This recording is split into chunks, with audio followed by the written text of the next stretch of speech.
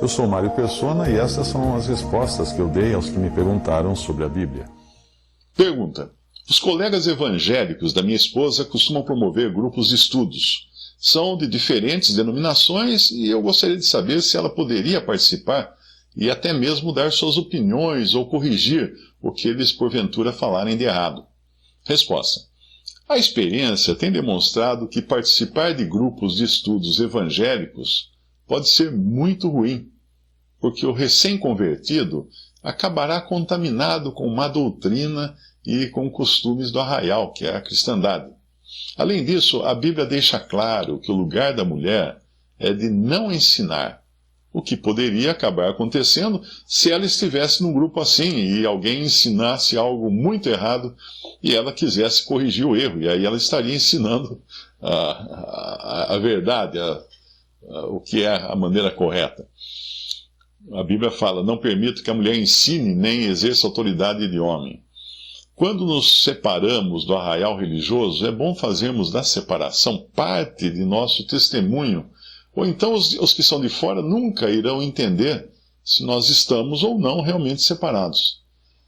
Esses versículos agora podem ajudar você a entender o problema de permanecer conectado ao arraial religioso. Hebreus 13:10 diz: temos um altar de que não tem direito de comer os que servem ao tabernáculo, porque os corpos dos animais cujo sangue é pelo pecado trazido pelo sumo sacerdote para o santuário são queimados fora do arraial. Por isso também Jesus, para santificar o povo pelo seu próprio sangue, padeceu fora da porta. Saiamos, pois, a ele fora do arraial, levando o seu vitupério, a sua vergonha, a sua rejeição. Porque não temos aqui cidade permanente, mas buscamos a futura. Portanto, assim diz o Senhor: se tu voltares, então te trarei, e estarás diante de mim.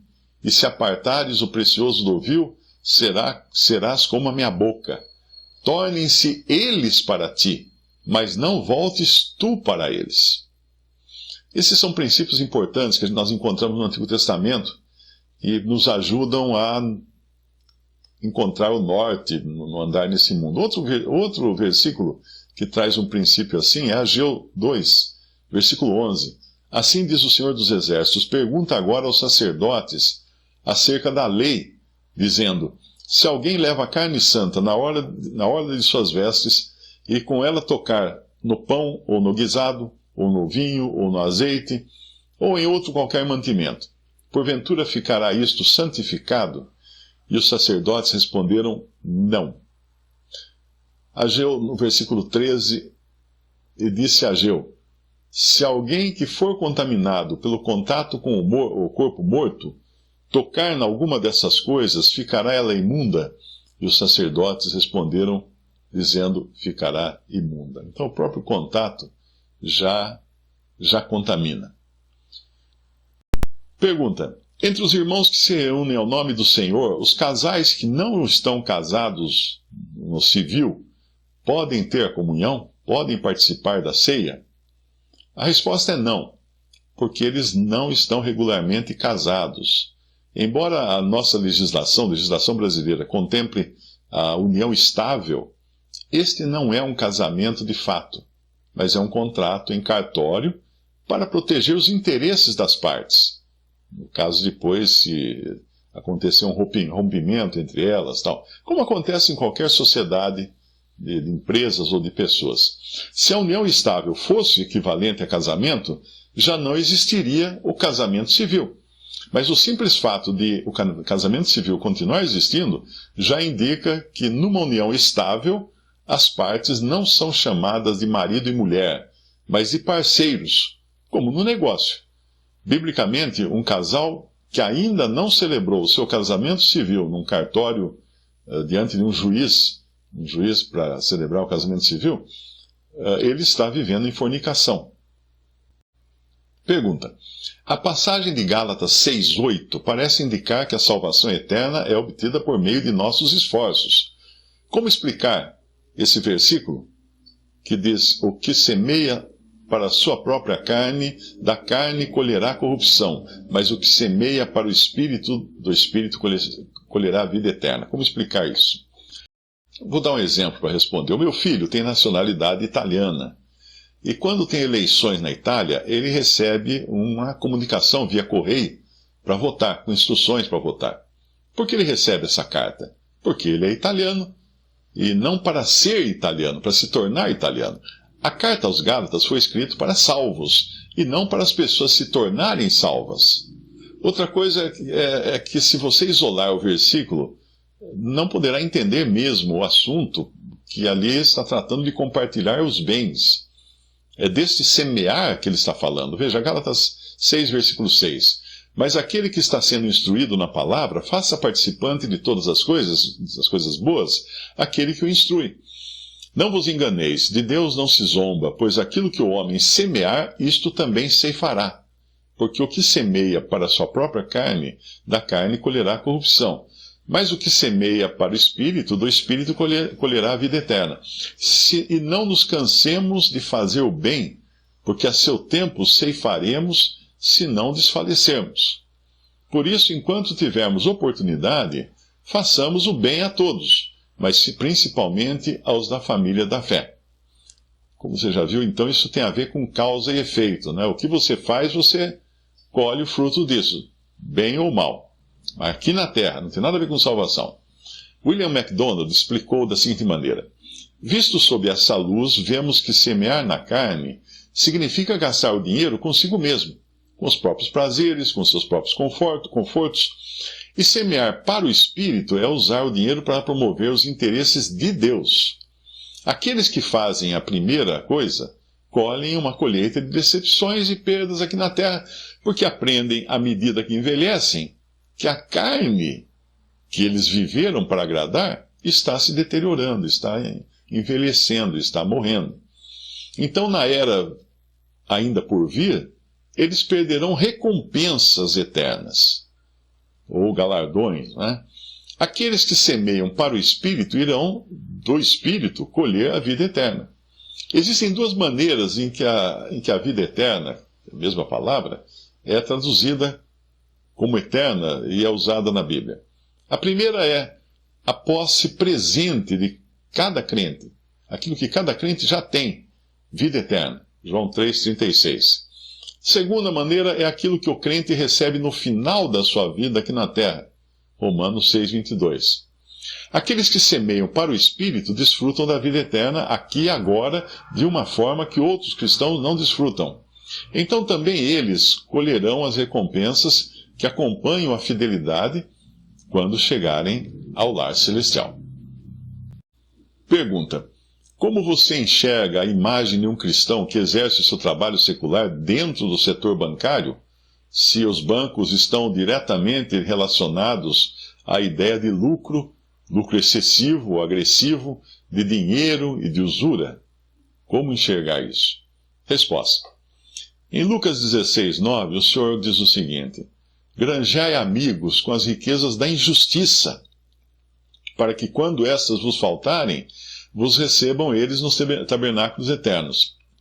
A palavra riquezas aqui, nesse versículo, no grego, no original grego, é mamonas, ou seja, é tudo aquilo que é relativo a mamon. Então, o ensino do Senhor aqui é usar do dinheiro que é de mamon para as coisas de Deus. É isso que ele está querendo dizer aqui. Nós usamos muitas coisas desse mundo para a glória de Deus. Por exemplo, quando eu uso a internet, para evangelizar, eu estou usando uma estrada romana, como aquelas que os discípulos usavam há 2000 anos, que eram as estradas feitas para conquistar povos, para transportar armas, para roubar as riquezas dos outros povos. Era essa estrada. Era a mesma que os discípulos usavam para viajar e pregar o evangelho e visitar as igrejas. O dinheiro, não importa a origem, estará sempre contaminado com este mundo. Então cabe a você não tentar fugir disso, mas usar com sabedoria esse dinheiro que você recebe, usar para a glória de Deus. O setor bancário é uma atividade legal, é uma atividade lícita, então não há nada contrário a um cristão trabalhar nele. Pergunta: o que acontece ao cristão que quer viver com um pé no mundo? Resposta: bom, não pense você que o cristão que quiser andar com o pé no mundo ou de braços dados com o mundo e com a incredulidade, será louvado pelo mundo e pela incredulidade. Não será.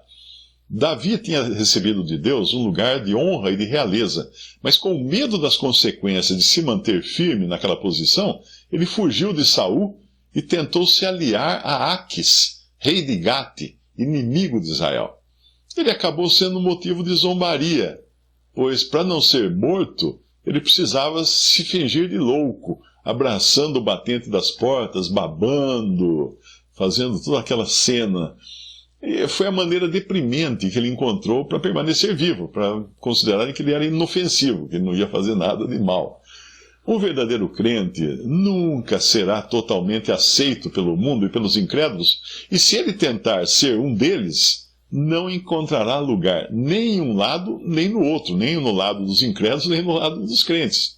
Ao contrário de ser bem aceito, ele será visto babando como um doido. Veja a passagem em 1 Samuel 21:10. E Davi levantou-se e fugiu naquele dia de diante de Saul e foi a Aquis, rei de Gate. Porém os criados de Aquis lhe disseram: não é esse Davi, o rei da terra? Não se cantava desde nas danças, dizendo: Saul feriu os seus milhares, porém Davi os seus 10 milhares? E Davi considerou essas palavras no seu ânimo e temeu muito diante de Aquis, rei de Gate. Por isso se contrafez diante dos olhos deles, ou seja, mudou a sua maneira de ser diante dos olhos deles, e fez-se como um doido entre as suas mãos, e engravatava nas portas da entrada, e deixava correr a barba, saliva pela barba. Então disse Aquis aos seus criados: eis que bem vedes que este homem está louco, por que me trouxestes a mim? Faltam-me a mim doidos, para que trouxesses a este, para que fizesse doidices diante de mim? Há de entrar este na minha casa? Então, quando um crente quer participar das coisas dos incrédulos, ele vai ser visto como um doido. Pergunta: o Supremo Tribunal Federal constituiu inconstitucional uma lei aprovada pelo Mato Grosso do Sul que determinava que as bibliotecas e escolas públicas deveriam manter ao menos um exemplar da Bíblia nas suas bibliotecas. O que você acha dessa decisão? Resposta: o Supremo Tribunal Federal está correto, porque se nós vivemos num país laico, ninguém pode exigir nada relacionado à religião. A rigor, nem feriados católicos deveriam, ou evangélicos, deveriam existir. Eu não sei nem se tem algum feriado evangélico, mas católico tem alguns. Porque os feriados católicos são herança do descobrimento feito por católicos. Se fosse exigir que as escolas mantivessem uma Bíblia, teriam de exigir também que as bibliotecas das escolas públicas deveriam ter também todos os livros considerados sagrados de todas as religiões do mundo. Experimente pesquisar na Wikipedia por livro sagrado e você verá que isso iria ocupar boa parte da biblioteca. E hoje não faz diferença ter ou não Bíblia na biblioteca, porque qualquer estudante que quiser ler a Bíblia pode acessá-la pelo seu celular. E mesmo a escola, se ela quiser ter a Bíblia na biblioteca, ela não é impedida de fazer isso. O mesmo vale para os crucifixos, que são afixados em escolas, repartições públicas. Isso abre um precedente para que todas as religiões também reivindiquem o direito a ter seus símbolos no mesmo local. Faltaria parede, não é? Ficaria estranho ver a parede de um tribunal toda enfeitada com crucifixo, meia-lua, estrela de Davi, símbolo do yin-yang e até aquela suástica. Até uma suástica, porque no budismo a suástica é símbolo de paz e prosperidade. Na minha opinião, o crucifixo não deveria estar em lugar algum, porque é um símbolo de tortura. Seria como pendurar nas paredes das instituições públicas e das escolas uma forca em miniatura com um pequeno tiradentes enforcado nela. Já pensou que estranho as pessoas terem um mini enforcado na parede das casas ou pendurado no pescoço? É uma hipocrisia governos exigirem que se coloque um símbolo considerado cristão nas suas repartições. Não se pode querer misturar os assuntos deste mundo, dos seus governos, das suas políticas, das suas religiões, etc., com aquele que o mundo expulsou daqui, depois de uma votação democrática, conforme nós encontramos em João 18, 39 ao 40. Pilatos disse: mas vós tendes por costume que eu vos solte alguém pela Páscoa. Quereis, pois, que vos solte o rei dos judeus? Então todos tornaram a clamar, dizendo: este não, mas Barrabás. E Barrabás era um salteador. Atos 3, de 14 a 15. Mas vós negastes o santo e o justo, e pedistes que vos desse um homem homicida, e matastes o príncipe da vida. Está pregando aqui o apóstolo, ao qual Deus ressuscitou dentre os mortos, do qual nós somos testemunhas. Então, é uma hipocrisia o mundo querer cristianizar suas instituições, visto que essas mesmas instituições um dia condenaram o Salvador. Visite respondi.com.br. Adquira os livros ou baixe e-books. Visite 3minutos.net. Baixe o aplicativo.